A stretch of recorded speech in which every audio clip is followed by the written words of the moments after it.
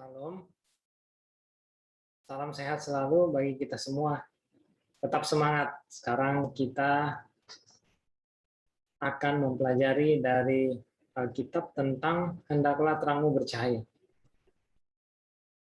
Kita lihat ayat yang pertama yang saya mau kita perhatikan baik-baik. Memuliakan Bapa. Jadi di Matius 5 ayat 6 katakan, demikianlah hendaklah terangmu bercahaya di depan orang, supaya mereka melihat perbuatanmu yang baik.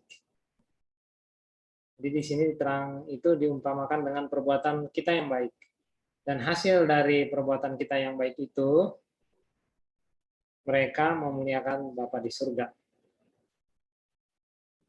Sebagai pendahuluan, kita tahu di Alkitab ini, sebagai orang Kristen, tidak ada kesempatan sedikit pun untuk alasan berbuat kejahatan. Sehingga sini Tuhan mengajarkan kita untuk selalu membalas kebaikan dengan kebaikan. Kebaikan dengan kejahatan dengan kebaikan. Dan tidak pernah ada alasan apapun atau perbuatan kebaikan itu berhenti. Sehingga seperti di sini, kebaikan dibalas dengan kejahatan. Atau kejahatan dengan kejahatan. Nah, gitu.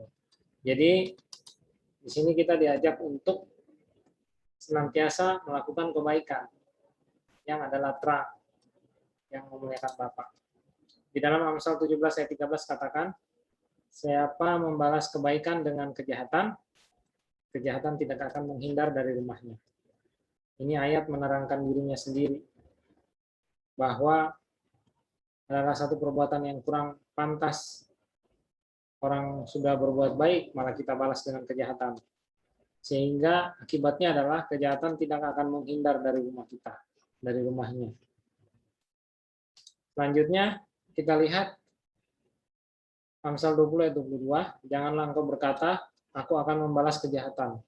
Nantikanlah Tuhan, ia akan menyelamatkan engkau. Bagaimana lihat contoh hidup Yesus di dalam 1 Petrus 2 ayat 23 katakan. Kita lihat di dalam 1 Petrus 2 ayat 23, waktu itu Yesus dicaci maki, ia tidak membalas dengan mencaci maki. Ketika ia menderita, ia tidak mengancam, tetapi ia menyerahkan kepada Dia yang menghakimi dengan adil. Nah, di sini diminta kita harus menolak semua dorongan untuk balas dendam. Ya, menolak semua dorongan untuk balas dendam. Tapi senantiasa tabah. Tuhan mengklaim pembalasan dendam adalah haknya. Ibrani 10 ayat 30 katakan, sebab kita mengenal Dia yang berkata pembalasan adalah hakku. Akulah yang akan menuntut balasan. Dan lagi Tuhan akan menghakimi umatnya.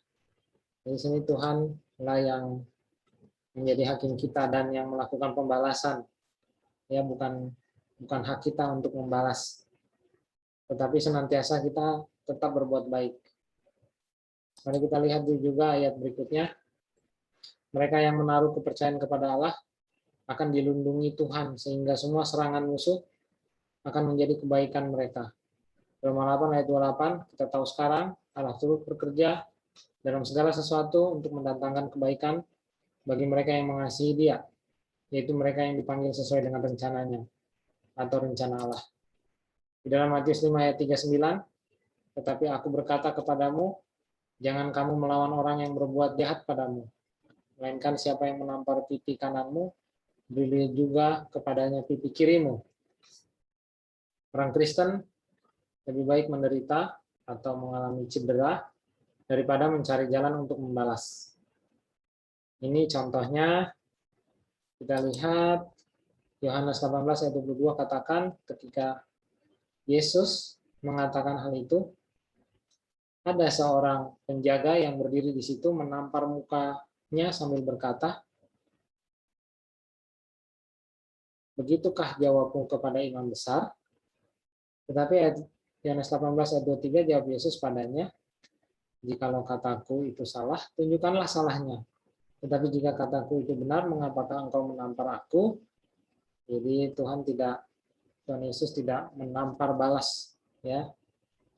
imam besar prajurit ini, penjaga yang berdiri di situ ya, tidak menampar balas.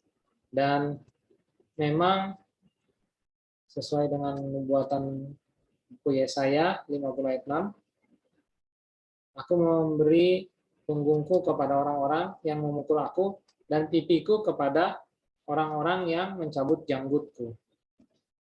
Aku tidak menyembunyikan mukaku ketika aku dinodai dan diludahi. Jadi ada beberapa ayat di sini yang lain yang bisa kita baca sendiri, bahwa memang Tuhan telah datang bukan untuk membalas dendam, tetapi untuk menyatakan kebaikan. Dia walaupun ada haknya tadi. Nah, di salib Kristus memanifestasikan roh yang dia bicarakan di sini ketika dia memanggil Bapa untuk mengampuni mereka yang menyiksanya. Di dalam Lukas 23 ayat 34 katakan, Yesus berkata, ya Bapa, ampunilah mereka, sebab mereka tidak tahu apa yang mereka perbuat. Dan mereka mengambil undi untuk membagi pakaiannya. Doa ini untuk semua orang Yahudi dan orang Roma yang berperan menyalibkan Yesus. Jika mereka itu bertobat, maka akan ada pengampunan. Ya, pengampunan. Sekarang kita baca Roma 12 ayat 17 katakan, janganlah membalas kejahatan dengan kejahatan. Lakukanlah apa yang baik bagi semua orang. Di sini sudah sangat jelas dijelaskan bahwa berbuat baik itu untuk semua orang, tidak pilih-pilih. Dan harus baik, tidak pernah ada anjuran berbuat jahat. Mengajak kita untuk bercita-cita berbuat baik. Jadi cita-cita ini harus dipikirkan senantiasa terus-terus berbuat baik. Karena sifat manusia itu cenderung untuk balas yang jahat itu dengan jahat ya, untuk berbuat jahat. Tapi kita yang mengerti apa yang Tuhan inginkan, kita harus bercita-cita untuk berbuat baik. Ini cita-citanya apa? Cita-cita mau berbuat baik. Lalu di sini dikatakan 1 Tesalonika 5 ayat 15, perhatikanlah supaya jangan ada orang yang membalas jahat dengan jahat. Tetapi usahakan senantiasa yang baik terhadap kamu masing-masing dan terhadap semua orang. Jadi ini berbuat baik itu ya harus senantiasa kita lakukan terus-terus dan jangan berhenti terhadap kita yang seiman dan terhadap semua orang siapa saja. Kita harus berbuat baik. Itu merupakan terang kita. Dan terang kita itu bisa jadi gelap pada saat kita berbuat jahat. Dan apabila kita menyatakan terang, maka akan memuliakan Allah. Begitu juga kalau kita melakukan kegelapan, kejahatan, ya itu tidak memuliakan Allah. Nah, kesimpulannya adalah kita jangan pernah berhenti untuk berbuat baik. Karena jika kita berhenti berbuat baik, kita akan berbuat jahat. Jangan berhenti berbuat baik. Jika kita berhenti berbuat baik, kita akan berbuat jahat. Perbuatan baik kita akan membuat wajah kita berseri. Nanti ayatnya yang terakhir saya kasih ini adalah metode Allah makeup setelah manusia dalam berdosa itu. Salah satu makeup wajah adalah ini, berbuat baik. Perbuatan baik kita memuliakan Bapa yang di surga. Jadi perbuatan baik kita yang adalah terang itu otomatis memuliakan nama Bapa kita yang di surga. Sebagaimana yang Tuhan Allah inginkan kita berbuat. Jadi jangan pernah berhenti berbuat baik akan memberikan keuntungan, kesehatan bagi kita, salah satunya wajah yang berseri, serta secara rohani nama baik Allah akan dimuliakan. Ya, akan memuliakan nama Bapa yang di surga. Nah, kita lihat sekarang ayat terakhir, anjuran untuk selalu berbuat baik. Tuhan Allah katakan kepada Kain, apakah mukamu tidak akan berseri jika engkau berbuat baik? Jadi di sini kita melihat yang kesimpulan tadi, bahwa Allah sendiri tahu kejahatan yang kita pendam di dalam. Dendam itu nggak kelihatan di luar kalau dipendam, tetapi muncul di wajah. Wajahnya kurang berseri. Namun juga sebagai hasil dari kita sering berbuat baik, itu juga akan membuat wajah kita berseri. Gitu. Salah satu makeup yang disebutkan di Alkitab yaitu jika wajah kita ingin berseri, berbuat baik. Namun kalau kita berniat untuk berhenti berbuat baik, tetapi jika engkau tidak berbuat baik, dosa sudah mengintip. Jadi kalau kita berhenti berbuat baik, dosa mengintip. Ini bukan biasa-biasa saja ya, karena itu sangat menggoda. Ya, kalau kita tidak berkuasa atasnya, kita akan terjerumus. Dan kita lihat bagaimana Kain di sini memilih untuk berhenti berbuat baik.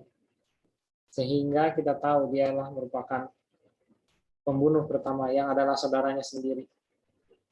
Nah, kita yang bersaudara harusnya lebih menunjukkan kebaikan satu sama lain. Jangan ada dendam, iri hati, cemburu, ya, mencintai diri, sehingga kita tergoda untuk berhenti berbuat baik, malah berbuat jahat, apalagi kepada saudara sendiri. Nah, marilah kita sebagai umat-umat Tuhan selalu berbuat baik dan jangan pernah berhenti, sehingga perbuatan itu akan memuliakan Allah yang di surga. Tuhan selalu memberkati kita.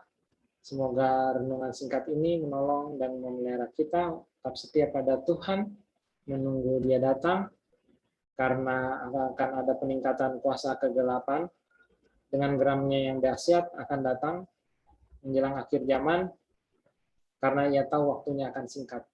Sudah singkat. Tapi kita yang percaya pada Allah, walaupun kejahatan meningkat, kita akan selalu berbuat baik. Tuhan memberkati kita. Sampai jumpa.